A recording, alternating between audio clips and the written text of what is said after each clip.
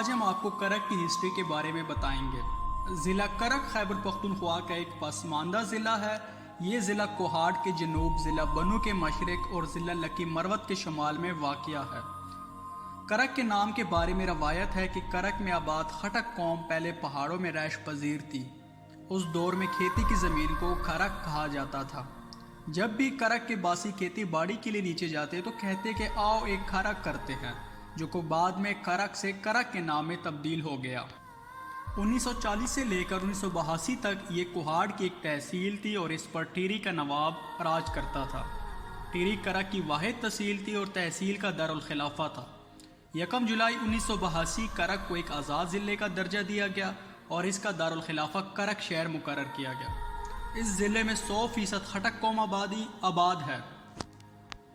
کرک کو اللہ تعالیٰ نے قدرتی ذخائر سے مالا مال کیا ہوا ہے۔ ان ذخائر میں معدنی تیل، یورینیم، گیس، چونے کا پتھر اور نمک شامل ہے، جو کہ پورے پاکستان میں برآمد کی جاتی ہے۔ کرک میں گیس اور تیل کے بے شمار ذخائر موجود ہیں، اور اس کے علاوہ کوہاٹ سیمنٹ فیکٹری اور لکی سیمنٹ فیکٹری کے لیے پتھر کرک کے پہاڑوں سے لیا جاتا ہے۔ لیکن یہ ضلع کرک کی بدقسمتی ہے کہ اب تک اتنے قدرتی ذخائر کے باوجود کرک خٹک ان تمام وسائل سے محروم ہے۔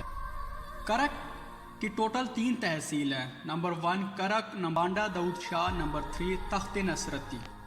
کسی قوم کی ترقی میں تعلیم کا کلیدی کردار ہوتا ہے۔ کرک کو پاکستان میں یہ خصوصیت حاصل ہے کہ اسلام آباد اور وا کے بعد تعلیمی لحاظ سے کرک پاکستانی شرح تعلیم میں سب سے آگے ہے۔ اگر دیکھا جائے تو ان دونوں شہروں میں زیادہ تر آبادی باہر سے آئی ہے۔ اس لحاظ سے پاکستان میں شرح تعلیم کے لحاظ سے پہلا مقام حاصل ہے۔ یہی وجہ ہے کہ جس ادارے میں دیکھا جائے خٹک اعلیٰ مقام پر فائز ہوتے ہیں۔ کرک کا موسم گرمیوں میں انتہائی گرم اور سردیوں میں سرد ہوتا ہے۔ موسم گرما میں عموماً درجہ حرارت 40 سے 45 سینٹی گریڈ تک چلا جاتا ہے اور سردیوں میں درجہ حرارت 5 سینٹی گریڈ تک پہنچ جاتا ہے۔ کرک کو یہ افادیت حاصل ہے کہ یہاں پر صرف ایک قوم خٹک آباد ہے اور ایک ہی منسلک ہے، اور وہ ہے سنی۔ بنو اور ڈومیل سے بھی لوگ مرغابی کے شکار کے لیے زبی ڈیم آتے ہیں اور شکار کا لطف اٹھاتے ہیں۔ خٹک ڈانس کرک کا مقبول ترین ڈانس ہے اور شادی بیاہ کے موقع پر کرک کے باسی اسے اپنے فن کا بھرپور مظاہرہ کرتے ہیں۔ اس کے علاوہ یہ ڈانس مختلف کھیلوں کے موقع پر بھی کیا جاتا ہے، جیسے والی بال اور کبڈی۔ کرکٹ، فٹ بال، والی بال اور کبڈی کرک کے مقبول ترین کھیل ہیں۔ بدقسمتی سے یہاں پر کسی کھیل کے لیے بھی خاطر خواہ میدان دستیاب نہیں۔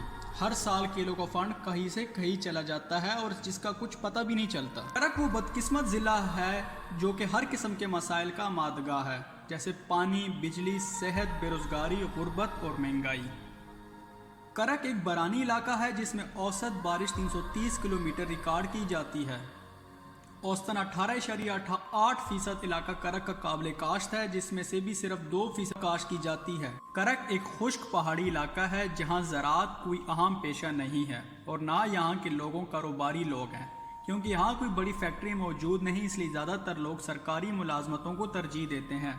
کرک کا زیادہ تر نوجوان بیرون ملک رہ کر اپنا ذریعہ معاشی کماتے ہیں۔ کرک کے زیادہ تر نوجوان پاک فوج میں خدمت سر انجام دے رہے ہیں، جو کہ ایک اہم فریضہ ہے۔